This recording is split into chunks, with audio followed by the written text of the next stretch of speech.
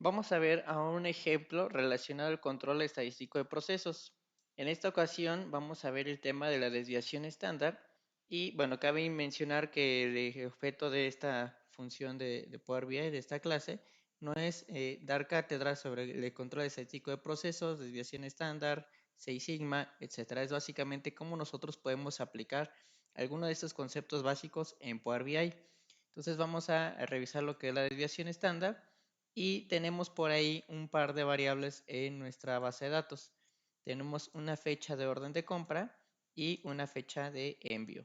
Entre estas dos variables, podríamos decir que entre la que se genera la compra y se hace el envío, se generan unos días. Estos días pues pueden ser el tiempo que transcurre entre el orden de compra y el envío. Pensemos en nosotros cuando hacemos alguna adquisición de paquetería a través de algún portal web, de una aplicación, de una tienda online, pues generamos la orden de compra y el envío, pues obviamente queremos que sea lo más rápido posible, ¿no? Ya sea porque existe el producto en almacén, en stock, etcétera, pero la idea es que esto sea mucho más rápido y pues vaya, el servicio de mensajería hoy en día en la mayor parte de los países de República es bastante ágil, lleva a demorar 1 o 2 días máximo, entonces buscamos que este tiempo sea el más corto posible, entonces vamos a monitorear cómo se están comportando los días entre la compra y el envío.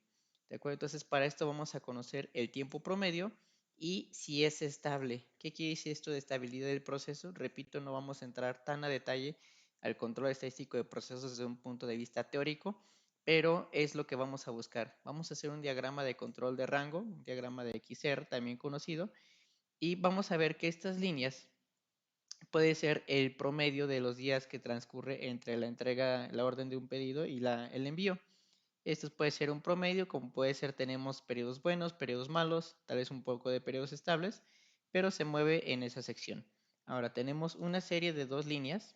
La primera de ellas es el límite de control superior. ¿Qué quiere decir esto? Un proceso se considera estable cuando su promedio no supera la desviación estándar más 3 veces su desviación estándar más el límite de control o la media interna. Entonces, este es el máximo, digamos, que el proceso soporta para considerarse como un proceso seguro, estable. También tenemos una segunda línea inferior, que en este caso debe estar por aquí seleccionada, que es un límite de control inferior.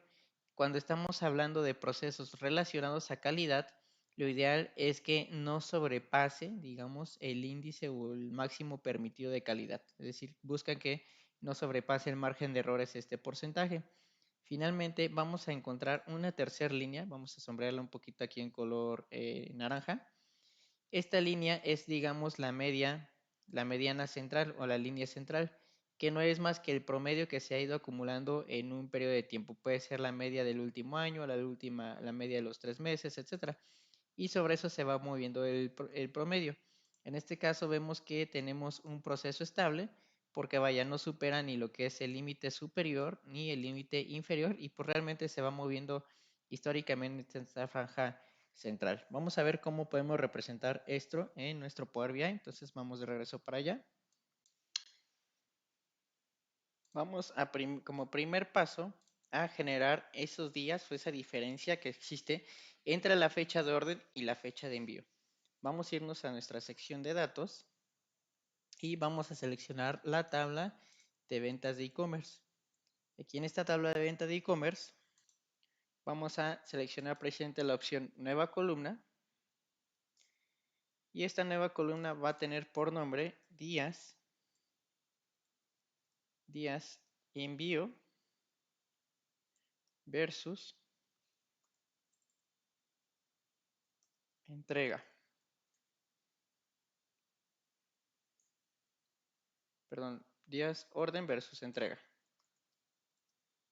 versus envío. Entonces aquí quedan que son los días transcurridos entre el orden hasta el envío del documento. Entonces vamos a apoyarnos de una función DAX que tiene como nombre dateIf, muy parecida a quien está acostumbrado en SQL o SQL a sacar la diferencia en un periodo determinado entre dos fechas. Entonces, fecha 1, vamos a tomar la fecha de orden, punto date, para que nos trunque la fecha, es decir, si tenemos por ahí horas no sean consideradas, sino que esté truncada al día completo.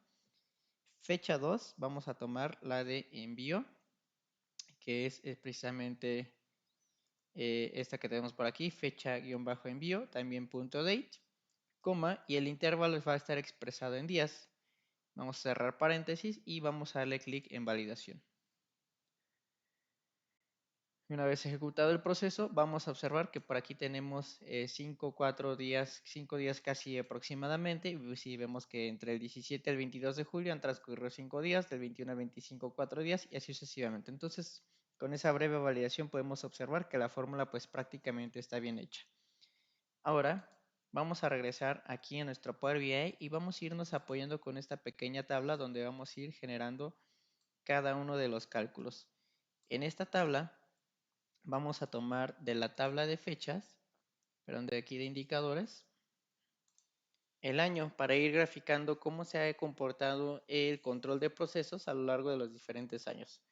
Entonces, base de datos de ventas de e-commerce, de la columna de fecha de envío, de la jerarquía de fechas, vamos a tomar únicamente el año. Tenemos año del 2015 a 2019. Siguiente paso, vamos a crear un indicador DAX, nueva medida. Este indicador DAX va a tener como nombre días promedio desde la orden versus el envío. Y voy a ponerle aquí un CP, guión bajo, para hacer que es de control estadístico de procesos. CEP, días promedio, hasta del orden hasta el envío. Pues este va a resultar bastante sencillo. No es más que un promedio de la columna que nosotros acabamos de crear, que es desde los días del envío, orden versus envío. Entonces seleccionamos esa columna, cerramos el paréntesis y vamos a darle clic en validar. Ahora bien, sobre esta matrix que estamos construyendo, vamos a tomar esta nueva variable y la vamos a soltar aquí. Ahora sí tenemos CEP días promedio envío y vemos cómo históricamente pues, se ha comportado en 3.98, 4.4, 3.93 y así sucesivamente hasta tener un acumulado anual de 3.96 días en cuanto al tiempo promedio. Ahora bien, vamos a agregar ese 3.96 para que sea nuestra línea base central. Es decir, históricamente ese debería ser nuestro tiempo medio de envío y de entrega en este caso, la paquetería de las ventas. Vamos entonces a crear una nueva medida.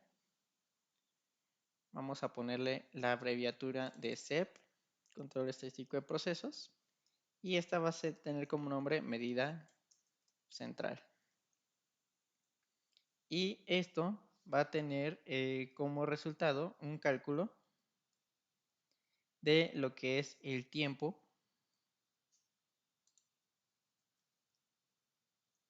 entre los días promedio versus los de envío, que es la variable que acabamos de crear hace unos cuantos minutos.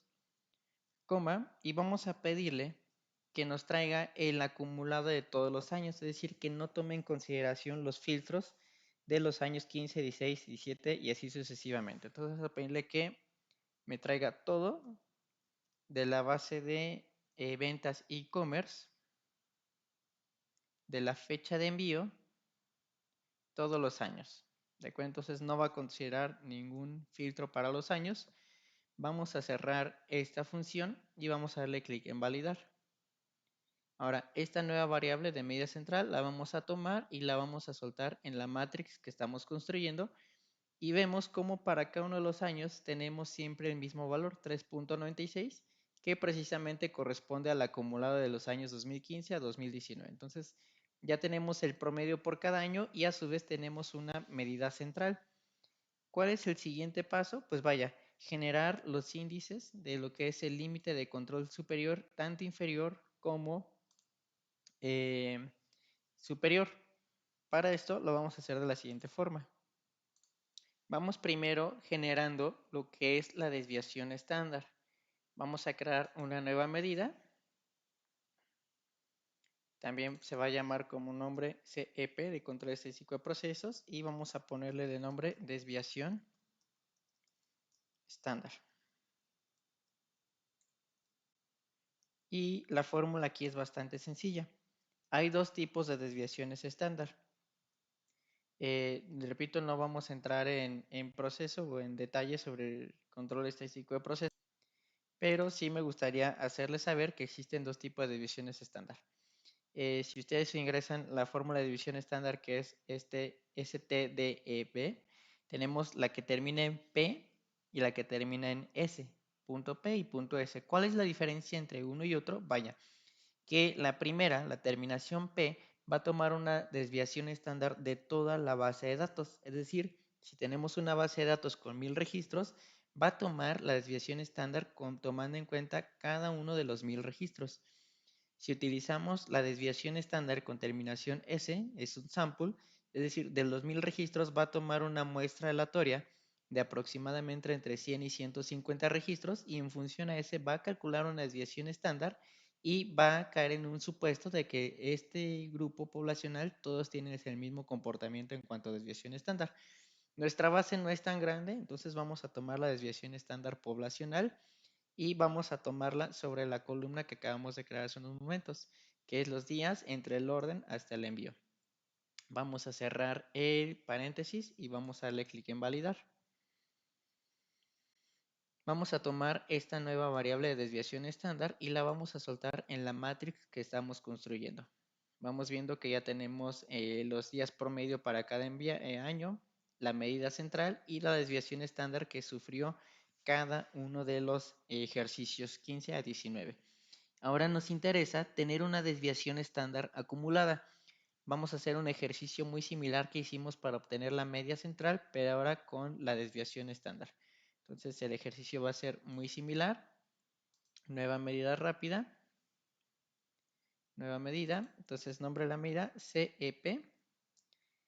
Desviación estándar